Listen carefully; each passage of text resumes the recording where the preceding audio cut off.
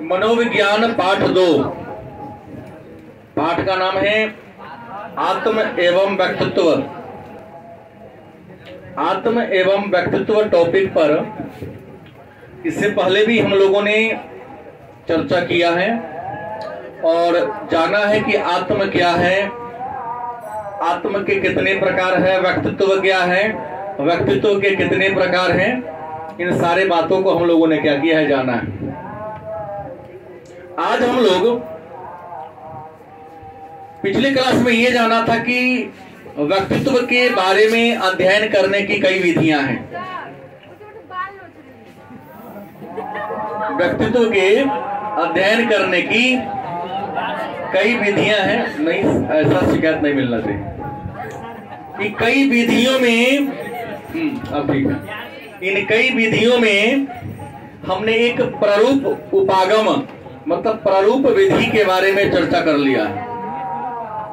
क्या आज के क्लास में हम लोग व्यक्तित्व के बारे में जानकारी प्राप्त करने की जो दूसरी विधि है, पहले उस पर चर्चा करेंगे, क्रमिक रूप से अन्य विधियों पर भी चर्चा। तो पहला चर्चा करेंगे विशेषक उपागम, मतलब व्यक्तित्व की विशेषताओं के आधार पर व्यक्ति के अंदर जो गुण मौजूद हैं, उस गुण के आधार पर जब हम किसी व्यक्ति का मूल्यांकन कर देते हैं तो उसको हम विशेषक उपागम के नाम से जानते हैं। व्यक्ति की विशेषता क्या हो सकती है?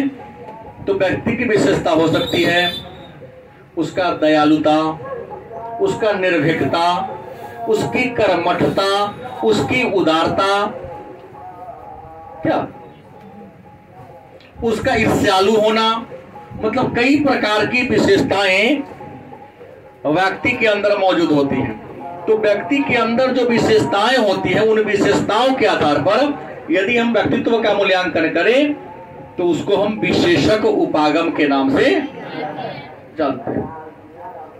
और व्यक्तित्व के विशेषक उपागम के बारे में जिस विद्वान ने विचार दिया है, उस विद्वान का नाम है गार्डनर अल्पोर्ट। तो गार्डनर अल्पोर्ट नामक मनोवैज्ञानिक ने व्यक्ति के विशेषक उपागम के बारे में, व्यक्ति के विशेषताओं के बारे में चर्चा किया है। और अल्पोर्ट नामक मनोवैज्ञानिक ने व्यक्ति को 3 विशेषकों में बांटा है। कितने विशेषक में? गार्डनर अल्पोर्ट ने व्यक्ति को कितने विशेषक में? तो 3 विशेषक में बांटा है। पहले विशेषक का नाम है प्रमुख विशेषक, दूसरा है केंद्रीय विशेषक का, तीसरा है कौन? गौण विशेषक।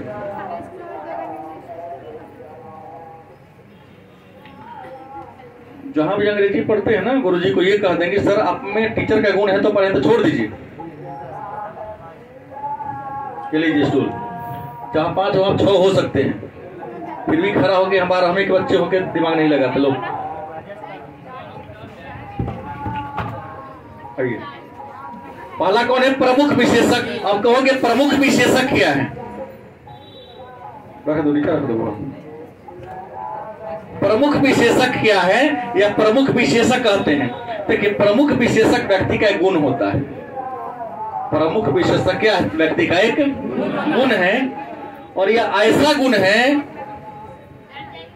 कि व्यक्ति इसी के चारों ओर पूरा जीवन घूमता रहता है।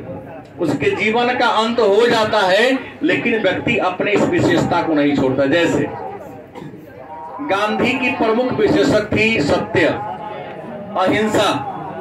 हिटलर की प्रमुख विशेषक थी नाजीवाद। नहीं, तो व्यक्ति की जो विशेषता होती है, सब कुछ हार जाए, सब कुछ त्याग दे, लेकिन अपनी विशेषता को न त्यागे, उसे हम कहते हैं केंद्रीय विशेषक, प्रमुख विशेषक। तो दूसरा है केंद्रीय विशेषक। आपके समाज में कुछ ऐसे लोग होंगे जो बहुत ही मेहनती होंगे, उम्मीद है बहुत मेहनती होंगे, निष्कपट होंगे, उनके मन में छल प्रपंच नहीं होगा, और अस्फूर्त होंगे, बड़ी फुर्तीला तरीका से किसी काम को कर लेंगे। जैसे यहाँ पर अभी 2 लड़कियां आई, दिमाग तक को नहीं लगा रही है कि एक तो हम लेट आए, किसी से मैनेज कर ले, स्टूल पर आया ये पर दिमाग नहीं लगा रही, एक तरफ दिमाग लगाती है। क्या जी, एक लेट हुए तो क्विक एक्शन करो, किसी से रिक्वेस्ट करें वहां बैठ जाएंगे। क्या मैं गलत डिसीजन ले रहा हूं? ऐसा दिमाग नहीं है तो क्या होगा? केंद्रीय विषय मतलब जिसमें फुर्तीला का गुण हो, फुर्तीला गुण था ही नहीं दोनों में, आके हाथों में खड़ा हो गई। कहिए किसी को ना बैठाएगा तब ना। निष्कपट बात बोल रहे हैं, उसके मन में कोई छल प्रपंच नहीं है, हम जो कह रहे हैं उसका कोई नेगेटिव पक्ष नहीं है। कुछ लोग हैं जो कहते कुछ और है, कहते कुछ और है, नहीं वो कपटी हो गया। लेकिन आपका जो कथनी है वही आपकी करनी है। आपके अंदर निष्कपट का कोई गुण नहीं है और खूब मेहनती हैं तो आप केंद्रीय विशेषज्ञ के लोग होंगे। जो इस व्यक्ति के अंदर यह केंद्रीय विशेषज्ञ का गुण होगा, जीवन के हर लक्ष्य को पूरा कर लेगा। दूसरा, गौण विशेषज्ञ कोई गुण दिखावे नहीं करेगा, वो जहां रहेगा स्टाइली में जीने का प्रयास करेगा। नहीं, जैसे हम सजातीय कपड़ा पहनते हैं, मानो ऊपर पियर तो नीचे हो पियर, बाल करिया है तो शर्टों करिया रखेगा, पैंटों करिया रखेगा, जूतों करिया रखेगा, तो चमड़ी का रख जाता है करिया ना हो, करिया का सफेद करा लो।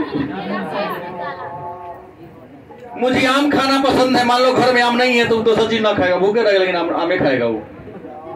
ऐसे लोग जीवन में बहुत कम सफल होते हैं, जो हमेशा इसी प्रकार के मेंटेन लेके चलने का काम करते हैं। विशेषज्ञ उपागम के बारे में विचार देने वाला जो दूसरा विद्वान था, उनका नाम था रेमंड कैटल। और रेमंड कैटल ने व्यक्तित्व का मूल्यांकन करने के लिए कारक विश्लेषण पद्धति का निर्माण किया था। तो व्यक्तित्व के अध्ययन के कारक विश्लेषण पद्धति का विकास किसने किया? रेमंड कैटल ने किया था। और इन्होंने कहा कि संसार में जितने लोग हैं उन सब में 16 को मूल तत्व होता है। कितने मूल तत्व हैं? और उन 16 में से जितना गुण उसके अंदर होगा, उस गुण के आधार पर उसके मूल्यांकन कर सकते हैं। हमारे क्लास में जितने बच्चे भी मौजूद हैं, 16 प्रकार के गुणे में से कोई ना कोई 2-4 गुण सब में होगा। लजालू, शर्मालू, फुर्तीला, मेहनती, निर्दयी, कठोर, दयालु, क्या जी, और भी बहुत होंगे। आलस, हाँ आलस ये भी हो सकता है। तो इसी में से 2-4 गुण आप में होगा, 2-4 गुण उनमें होगा। और इस आधार पर इन्होंने नाम दिया कारक विश्लेषण। जो आपके अंदर कारक मौजूद हैं, उस कारक के आधार पर ही आपका विश्लेषण कर देंगे और हम बता लेंगे कि आपका व्यक्तित्व कैसा है और भविष्य में क्या करेंगे या क्या ना करेंगे। विद्वान तय कर लेते हैं। इन्होंने व्यक्तित्व का अध्ययन करने के लिए 16 प्रश्नावली सूची की बनाई थी, जिसको 16 पीएफ के नाम से। तीसरा वर्गीकरण किया विशेषज्ञ पर एच.जे. आइजेंक। हालांकि एच.जे. आइजेंक ने व्यक्ति को 2 वर्ग में बांटा है और बहुत बाद में तीसरा विचार दिया इन्होंने। एच.जे. आइजेंक ने व्यक्ति को 2 वर्गों में बांटा। एक का नाम है तंत्रिका तापिता बनाम संवेगिक स्थिरता। पहला कौन है? तंत्रिका तापिता बनाम संवेगिक स्थिरता। मन में होगा कि सर तंत्रिका तापिता का मतलब क्या हो गया? तो तंत्रिका तापिता का मतलब उस लोग को कहते हैं जो अपने ही ज्वाला से जलते रहते हैं। उसने मुझे ये कहा, अरे कह दिया तो क्या हो गया? नहीं, वैसे लोगों को जलाने के लिए, मारने के लिए आगे जहर की जरूरत नहीं है। कुछ कहा तो उसी में हाँ वो जल के मर जाएगा। तो हमेशा जो क्रोध में जीते हैं, अपने तंत्रिका की आग में जलते रहते हैं, उसको हम तंत्रिका तापिता कहते हैं बनाम। लेकिन दूसरा वह लोग होता है जो सामयिक एकदम स्थिर होगा। कुछ कहो ना, आप मुस्कुराते हुए रहेगा, ठीक है कोई बात नहीं, गुस्सा आपको है, बोल लीजिए। अच्छा हो गया, और कुछ करना है? अगर आपका बात सूझ गया हो, खत्म हो गया हो, तो मैं कुछ कहूं, हम कुछ बात कहूं, प्रश्न होगा सामने वाला शांत हो जाएगा। अरे तो हम भी इतना क्रोध में बता रहे, चुपचाप सुन रहा है, कुछ कह ही नहीं रहा है। सामने वाले के हृदय पर जीत विजय प्राप्त कर लेगा। सामयिक स्थिरता। और याद रखिए, जो व्यक्ति सामयिक रूप से स्थिर होगा वो अपने लक्ष्य को अवश्य भेद देगा। नहीं, अंतर्मुखता बनाम बहिर्मुखता। कुछ लोग ऐसे होते हैं जो अंतर्मुखी होते हैं, कुछ लोग होते हैं जो बहिर्मुखी। और हमने बहुत पहले बताया है कि अंतर्मुखी और बहिर्मुखी का वर्गीकरण कार्ल युंग ने किया। अंतर्मुखी वह होते जो समाज से दूर रहना पसंद करते हैं, एकांत में रहना पसंद करते हैं। जरूरत होगी तभी आपसे बतियाएगा, नहीं तो आपसे दूर भागने का प्रयास करेगा। बहिर्मुखी वह होता है जो सामाजिक होता है, मिलनसार होता है, नहीं सबके सुख दुख में मिलजुल कर रहता है। और बहुत बाद में इन्होंने आइजेक ने एक नया विचार दे दिया, तीसरा वर्गीकरण, मनस्तापिता बनाम सामाजिकता। कारण एक और व्यक्ति होता है, घटना करने से पहले नहीं सोचेगा, बाद में पछताएगा। जैसे आप में से 90% वैसा निकल लेगा। नाना का क्या बात है, 20 साल पूरा लिया, जीवन में किया क्या है अभी तुमने जीवन का लक्ष्य तय किया है? नहीं। तू किसने किया है? कौन किया है? बताओ तो मुझे ये करना है। कोई नहीं किया है। करना है ना, लेकिन नहीं होगा आपसे, क्योंकि अभी सोच नहीं, अब करना है। गलती सही। मनस्तापिता, आप काम करने से पहले सोचते नहीं है, जब काम करने जाते हैं गलती होती है, पछताते हैं। ऐसा काम करने के ऐसे लोग हैं कि ना हमारे समाज में। इसलिए काम करने से पहले ही क्यों ना सोच ले। क्या जी गलत बोल रहा हूं? और दूसरा क्या है, सामाजिकता। कुछ ऐसे लोग होते हैं एकदम सामाजिक होते हैं, समाज को लेकर चलते हैं। और आप लोग समाज क्या है जी? समाज कहते हैं कि समाज मेरा क्या बिगाड़ लेगा। ये तुम नहीं बोल रहे हैं, तुम्हारा उम्र में 18 साल का जो बड़ा डॉक्टर वो बोल रहा है। जब 25 तक जाएगा ना तो लगेगा ना समाज है, समाज से हम हैं, हमसे समाज। एक विद्वान ने कहा ना, इंसान कितना भी ऊपर क्यों ना हो, कानून उससे ऊपर है। आप कितना ही बड़ा क्यों ना हो जाते हो, समाज आपसे हमेशा बड़ा रहेगा। गलत की सही और है भी।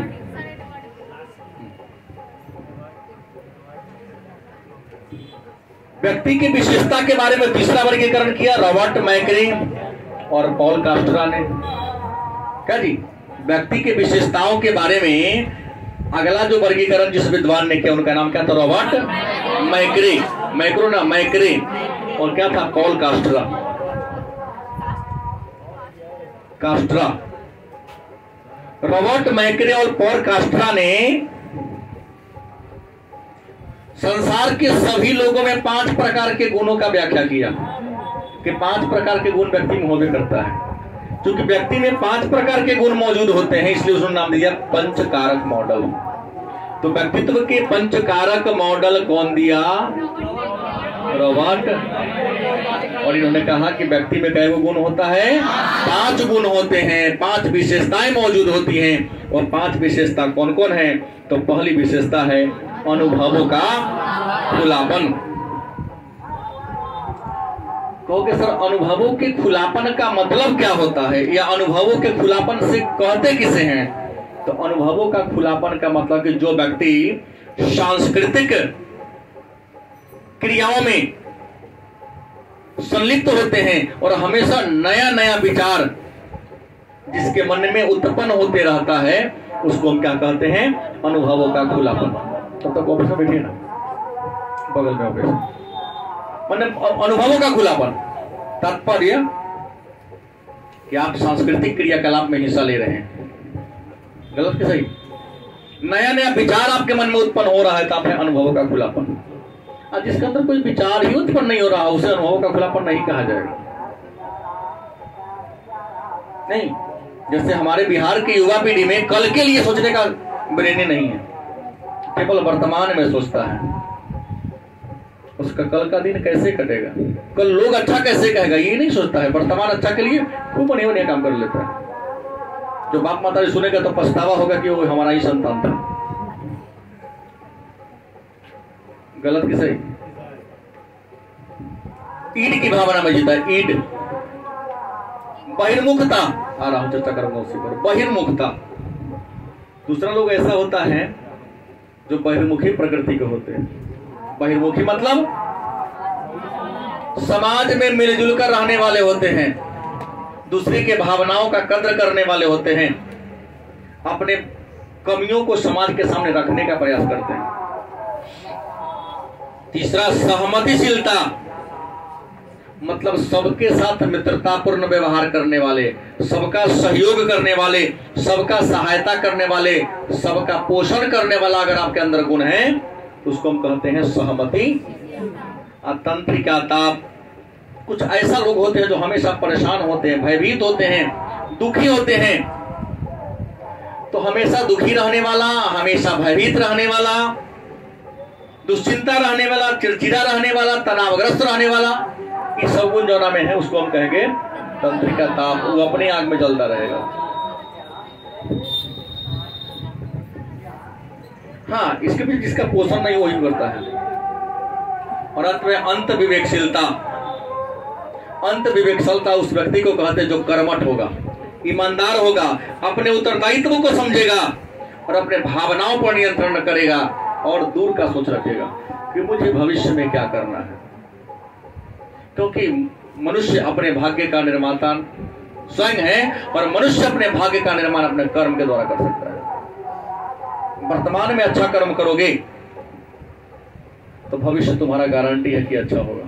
और आप है क्या कि वर्तमान ही अच्छा नहीं कर रहे हो और सपना देखते कि भविष्य कलेक्टर बन जाएंगे कि ना होगा। क्या जी दिनेश, गलत बात है। जिसका वर्तमान अच्छा होगा उसी का भविष्य अच्छा होगा। तुम्हारे ऊपर कोई जीन नहीं आने वाला है कि परीक्षा में तुम्हारे माथा पर हाथ फेर देगा या काली माता आशीर्वाद दे देगी, किताब छू लो तुमको पूरा याद हो जाएगा। ऐसा कोई चमत्कार होने नहीं जा रहा है, क्योंकि उस चमत्कार के लायक आप इंसान ही नहीं हो। बात कर भी है लेकिन सत्य है। कालिदास आप नहीं है। कालिदास तो डर से स्याही को काली के मुंह में लगाने का प्रयास किया कि कल भी विद्यार्थी पिटवे करेगा, बहाना बना के तो ना आए रहे, सच्ची हासिए लगा दीजिए। उसके मन में थोड़ी ना था। आप किसी काम को लालच से करते हो और लालच में, स्वार्थ में किया गया काम इंसान को सफल नहीं बनाता। काम निस्वार्थ करो, गारंटी सफलता मिलेगी। अंत विवेकशीलता मतलब जिसमें उन्मुखता का गुण हो, उत्तरदायित्व का गुण हो, निर्भरता हो, कर्मठ हो, दूरदर्शी हो और अपने भावनाओं पर, अपने आत्माओं पर नियंत्रण करने वाला हो, उसका कहेंगे। तो व्यक्तित्व के विशेषक उपागम का प्रतिपादन आलपोट ने किया। आलपोट ने व्यक्ति को कितने वर्गों में बांटा? 3 वर्ग में बांटा, केंद्रीय, गौण और प्रमुख विशेषक। रेमंड कैटल जो विशेषक उपागम क्या एक समर्थक थे, इन्होंने व्यक्तित्व का अध्ययन करने के लिए कारक विश्लेषण का प्रयोग किया था और व्यक्तित्व का 16 प्रश्नावली निर्माण किया था।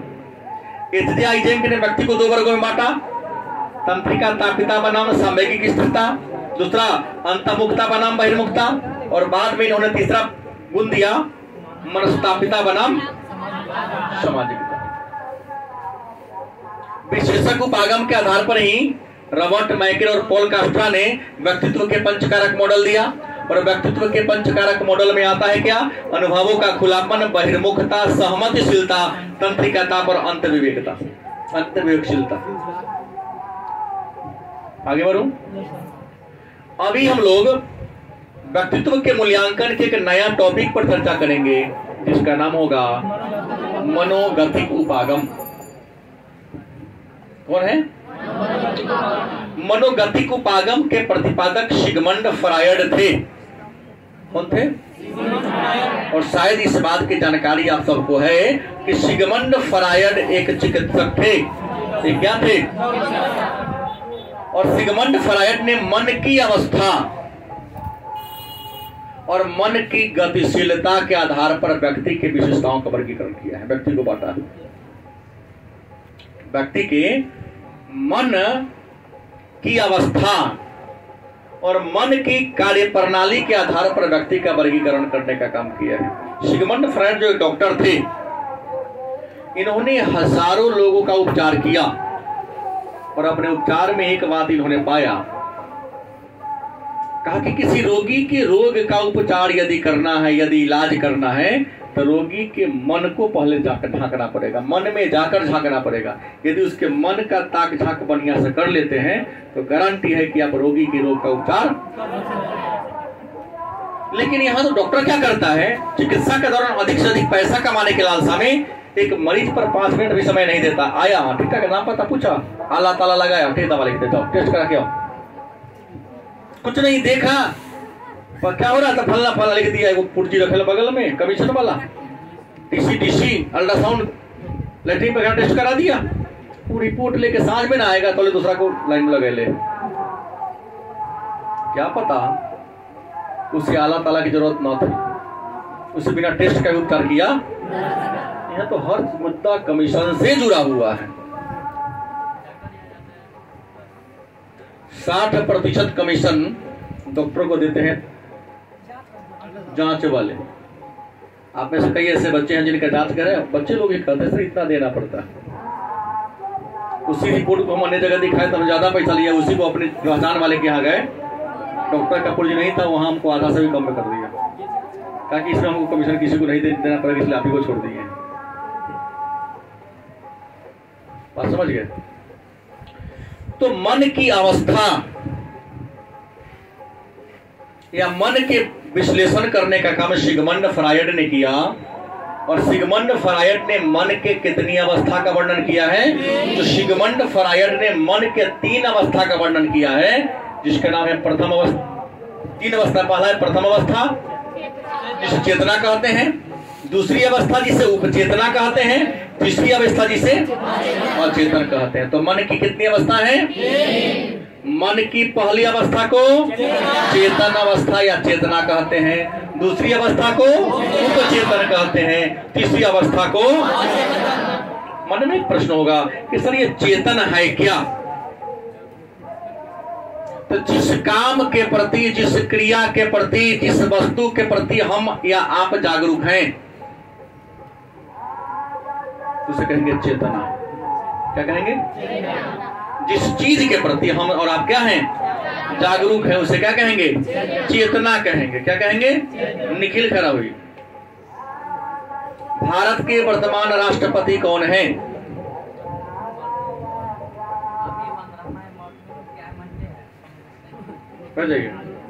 किशन खरोइया। भारत के वर्तमान राष्ट्रपति कौन है? जा ईमानदारी से, विद्या का मंदिर है, झूठ नहीं बोलना है। किसको किसको याद है? मतलब आधे बच्चों को हमारे भारत के राष्ट्रपति का नाम पता नहीं है। कहीं धोखा से टॉप आ गया तो कहेगा आईएएस बनेंगे। बिहार बोर्ड में टॉप करने वाले, चाहे इंटर का जो मैट्रिक कुछ नहीं, साइंस में देखा नीमन से नंबर आ गया, छछुंदर के मुंह पर चमेली कर दे रही। तो बिहार सरकार की पॉलिसी है फेल वाला को फर्स्ट करा दो, फर्स्ट वाला को टॉप करा दो। 10,000 रुपये ना लगेगा, अगला सर पुनः मुख्यमंत्री तो बन जाएंगे ना। रियल में मूल्यांकन किया जाता है, यहाँ पर मात्र 5 से 6% लड़का जो फर्स्ट करने के लायक है। 12वीं में आता है, नाम लिखने नहीं आता है। सही बोलता हूं? नाम में तलावेशा होगा, मूर्धनेशा होगा, उसको यही नहीं पता है। क्या गलत बोल रहा हूं? तो प्रश्न है कि भारत के राष्ट्रपति का टॉप रिजल्ट आ गया मार्च अप्रैल मई में, टॉप में मीडिया वाले आएंगे क्या? हमारी इच्छा आईएएस बनने की है ना, बन जाएगा।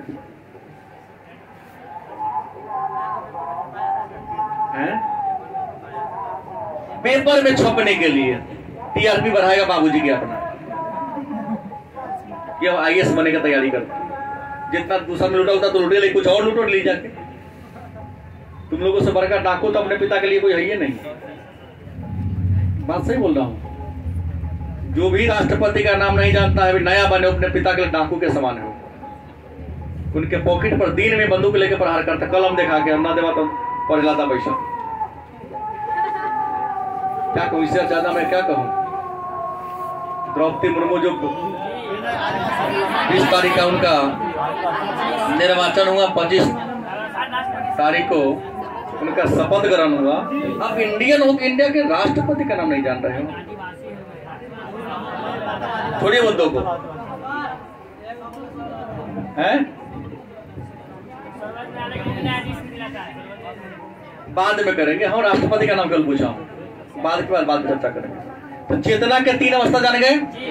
दूसरी अवस्था आप उसके बारे में जानते हैं लेकिन अभी याद ना है।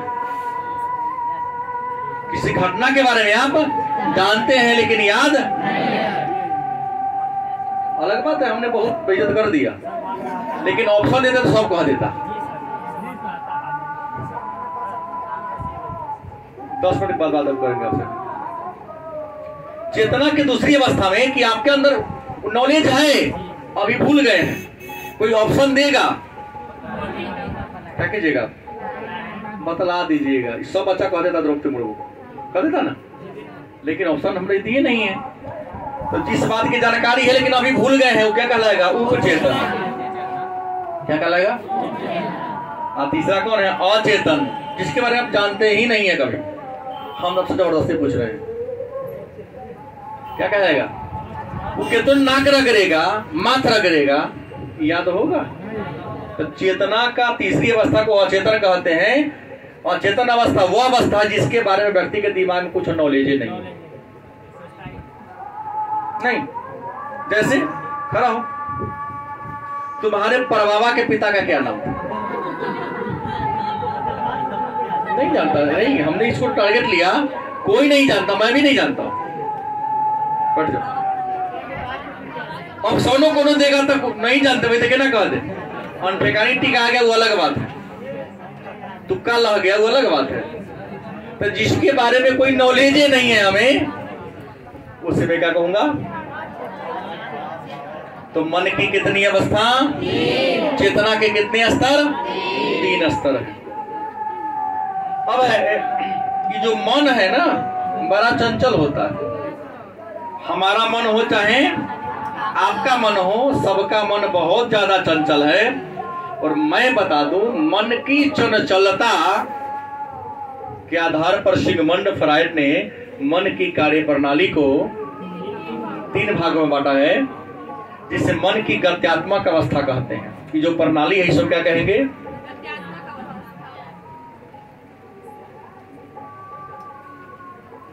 मन की गत्यात्मक अवस्था। और मन की कितनी गत्यात्मक अवस्था है?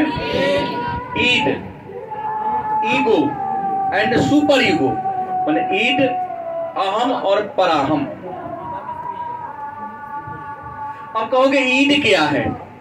माने प्रश्न है कि ईड क्या है? तो व्यक्ति के या इंसान के ऊर्जा का, शक्ति का जो सबसे मूल स्रोत है, शक्ति के उसी मूल स्रोत को क्या कहते हैं?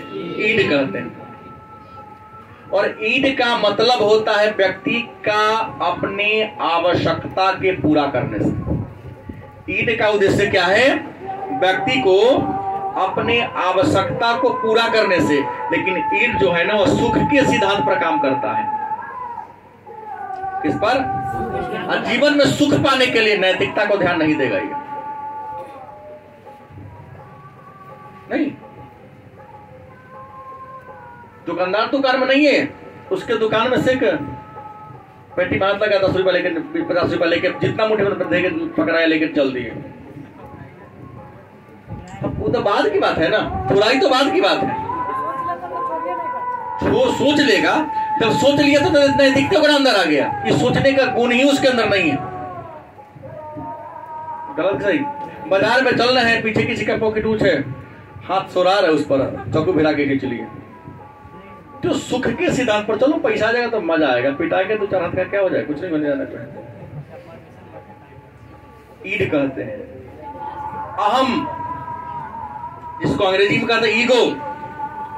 और अहम का विकास ईड से होता है। कैसे होता है? लेकिन अहम जो है ना, वास्तविकता, या यूं कहें नैतिकता के सिद्धांत पर काम करता है। जैसे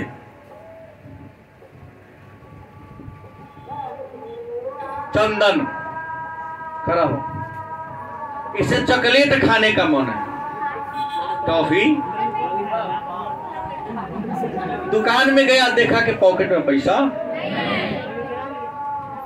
देखा कि दुकानदार तो बूढ़े हैं, नहीं हम इनको बहाना में बढ़ा देंगे, ले ले दादाजी वो वाला सामान लाइए, घूमेंगे तब तक भैया में से एक मुट्ठी निकाल के पॉल में पैकेट में डाल लेंगे। क्या गलत बोल रहा हूं? लेकिन चॉकलेट खाने का मन है, पैसा नहीं है, बैठ जाइए। अगर पैकेट में से निकाल के अपने पैकेट में डाल लिया तो कहला गया ईद, लेकिन ये सोच लिया कि नहीं अगर पकड़ा गए लेते हुए तो लोग हमको चोर कहेगा, बाद में दंडित करेगा, हमारे पिताजी को शिकायत करेगा, हमारे पिताजी के सम्मान को ठेस पहुंचेगा। तो चॉकलेट खाएगा जरूर, लेकिन कहेगा अंकल जी मेरे पास पैसा प्लीज उधार दीजिए, हम कल पिताजी से मांग के लाके आपको हम। तो ऐसा गुण हो गया तो कहेगा हम मैंने काम करेंगे लेकिन स्वाभिमान के साथ करेंगे, स्वाभिमान गिरने नहीं देंगे। और पराहम नैतिकता व सामाजिकता,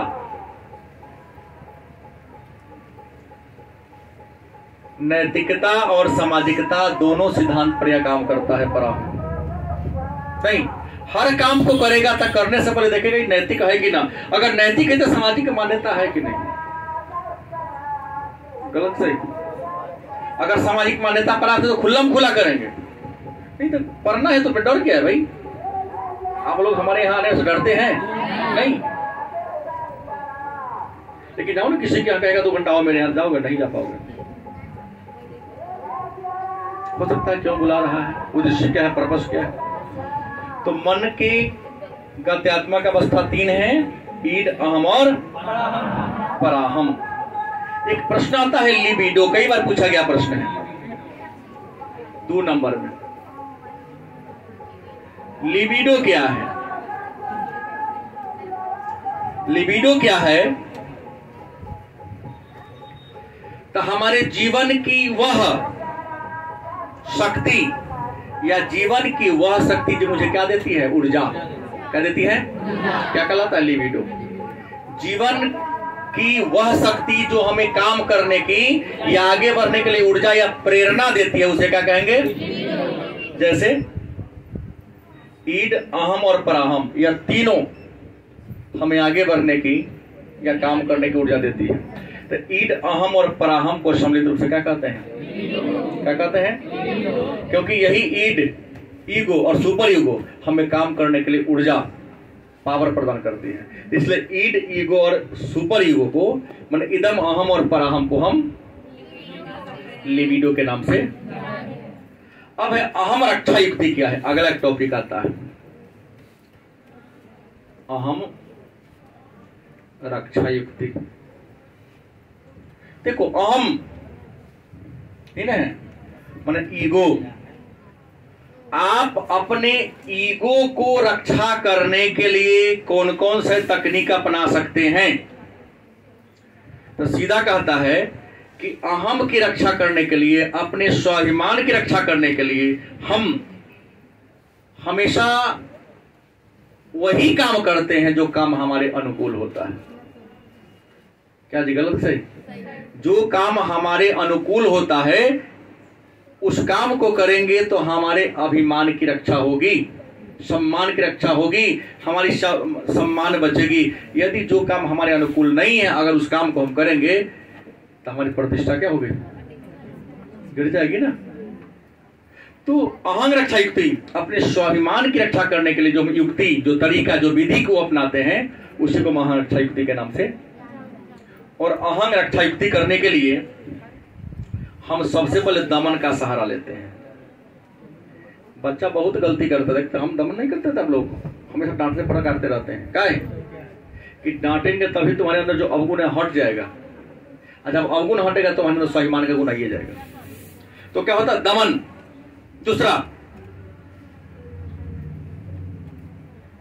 दूसरा इसका युक्ति है दमन के बाद प्रेक्षण।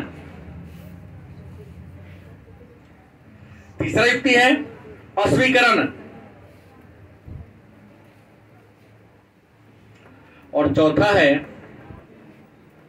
अस्वीकरण के बाद युक्तिकरण। अहम रक्षा युक्ति, अपने स्वाभिमान के, अपने अभिमान की रक्षा करने के लिए जो हम काम करते हैं उसको हम रक्षा युक्ति कहते हैं। और अहम रक्षा युक्ति के लिए के 4 तरीके हैं। पहला दमन, इसलिए माता पिता अपने बच्चों को हमेशा कुछ न कुछ दबदबा जमाए रहते, कहा है कि गलती करेगा तो शिकायत हम ही को मिले, मेरा ही सम्मान गिरेगा। परीक्षण देखो कि अगर फलानमा को सम्मान मिल रहा है, इज्जत मिल रहा है समाज में, कहा है तो काम कैसे कर रहा है, हमको अपमान मिला है तो हम काम कैसे कर रहे हैं, आप मूल्यांकन करके पता लगा सकते हैं। वशीकरण, जो लगे कि मेरे लायक न कर दो, ना होने वाला बच्चे का समझ ना भाई, कोई काम आपसे नहीं होने वाला अस्वीकार कर दो कि नहीं सर हमसे ही काम होने वाला, स्वीकार कर ले, कहीं ना हो तो और बेइज्जती होगी, उससे अच्छा पहले ही उसको हार मान लो कि हमसे होने वाला, पास क्विट कर दो उसको, है नहीं, या कहीं हार गए तो कुछ क्या हो गया, तो आपके यहाँ अहंकार की रक्षा नहीं होगी। आप वहां सबका अच्छा प्रदर्शन रहेगा, तुम्हारा नहीं होगा, तुम गड़बड़ा जाओगे ना, तो अलग बात है, कोई स्थिति में नहीं देख रहा हूं। और युक्तिकरण, मान लिया कि वहां आप देखते हैं कि हम न करेंगे तो लोग हमको क्या कहेगा, हंसेगा, तो हम स्वीकार कर लेंगे लेकिन काम को आगे ना करेंगे, पहले कोई शुरू करेगा उसका देखा देख हम भी करना, बुद्धि लगा लेंगे, गलत सही। जैसे हम पहली बार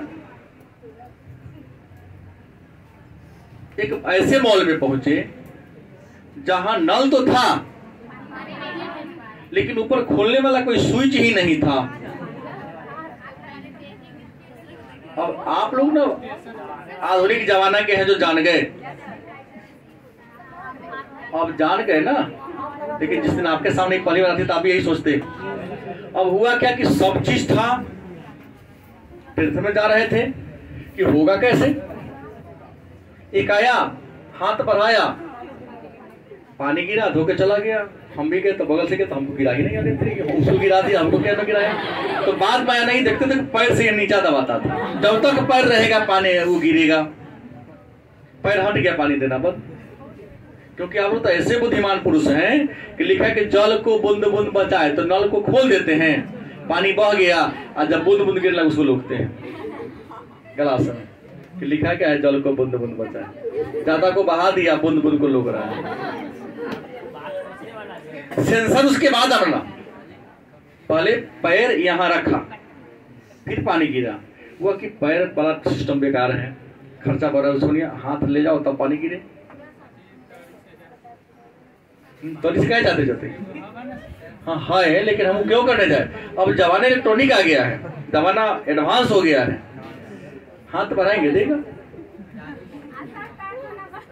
है? पैर धोना होता तो पैरों का सामने बढ़ा देंगे,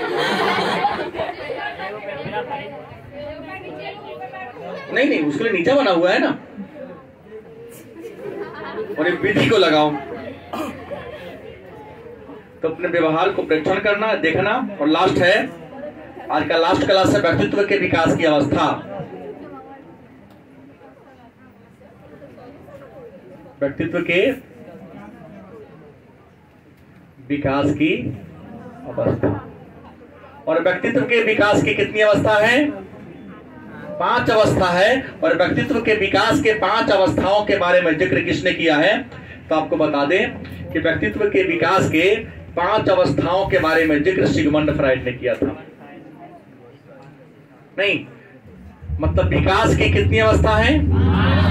5 अवस्था है। और व्यक्तित्व के विकास के 5 अवस्था का जिक्र किया था सिगमंड फ्राइड ने। पहली अवस्था है गुदीय अवस्था, या इसको मौखिक अवस्था भी कहते हैं।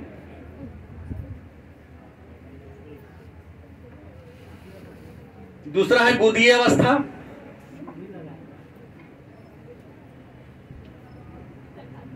तीसरा है लैंगिक अवस्था,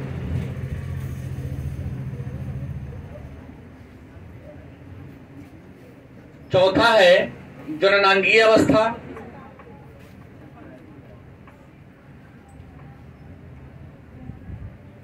और 5वां है काम प्रसुप्ति अवस्था। वही वाला एक ही आदमी का पूरा मॉडल है क्या जी? ये मनोगतिक उपागम पर ये लोग चल रहे हैं। इसमें सारा दिया है सिगमंड फ्राइड ने। तो सिगमंड फ्राइड ने व्यक्तित्व के विकास की कितनी अवस्था बताया? मौखिक अवस्था। कहता है कि मौखिक अवस्था वह अवस्था है जिसमें एक बच्चा अपने जीवन का सारा आनंद, सारी अनुभूति मुख से प्राप्त करता है। छोटा बच्चा की बात हो रहा है, दूध पिएगा मुंह से, कपड़ा चूसेगा, अंगूठा चूसेगा, सब चीज मुंह से ही करेगा, तो उसका हाथ पर एक्टिव नहीं होता है। दुख व्यक्त करना हो या आनंद महसूस करना हो तो रो कर या हंसकर मुंह से ही करेगा। मतलब उसके मूल केंद्र क्या होता है? मुंह। इसे कहते हैं मुखी अवस्था। दूसरा गुदी अवस्था, एनस मतलब मलमूत्र का द्वार। गुदी अवस्था में कहता है कि माता पिता का एक दायित्व है कि अपने छोटे बच्चे को कम से कम मल मूत्र करने का प्रशिक्षण दे। जो माता पिता बचपन सब अपने बच्चों को बचपन से ही, बाल्यावस्था से ही मल मूत्र मतलब गुदी अवस्था का प्रशिक्षण नहीं देते हैं, वही बच्चा घर में कहीं भी किसी कोना में जाके या बेड पर जाके मल मूत्र त्याग देते हैं, या बेड पर लेटे लेते मल मूत्र त्यागते हैं। प्रशिक्षण देनी चाहिए। तीसरी है लैंगिक अवस्था। आपको बता दें 4-5 साल की अवस्था उम्र में लड़का लड़की दोनों में मतलब विपरीत लिंग के प्रति भावनाएं जगती है कि ये लड़का है ये लड़की है। ये बात तो उसके अंदर 5 साल में ही 4 साल में आ जाती है। और इस लैंगिक अवस्था में लड़की के अंदर अगर हम गर्ल की बात करें और बॉय की बात करें तो गर्ल में एक ग्रंथि, एक हार्मोन का स्राव होता है जिसका होता है इलेक्ट्रा, और बॉय में इडिप्स। लड़का में इडिप्स मनोग्रंथि का विकास स्राव होता है, हार्मोन का स्राव होता है, और लड़की में इलेक्ट्रा का। देखिएगा 4-5 साल के लड़का हो या लड़की हो, लड़की होगी तो अपने पिता के प्रति ज्यादा जागरूक होगी, पिता से उसको लगाव ज्यादा होगा। और लड़की होगी तो पिता से, या लड़का होगा तो माता से। किताब में तो लिखा है कि इडिपस एक ग्रीक का राजा था जो अपने पिता की हत्या करवा दिया और अपने माता से सांकेतिक विवाह कर लिया। उसी के नाम पर इस हार्मोन का नाम पड़ गया इडिपस। इलेक्ट्रा में देखिएगा 4-5 लड़के होकर वो देखती है कि वो सोचती है कि पिता से ही हम शादी कर ले।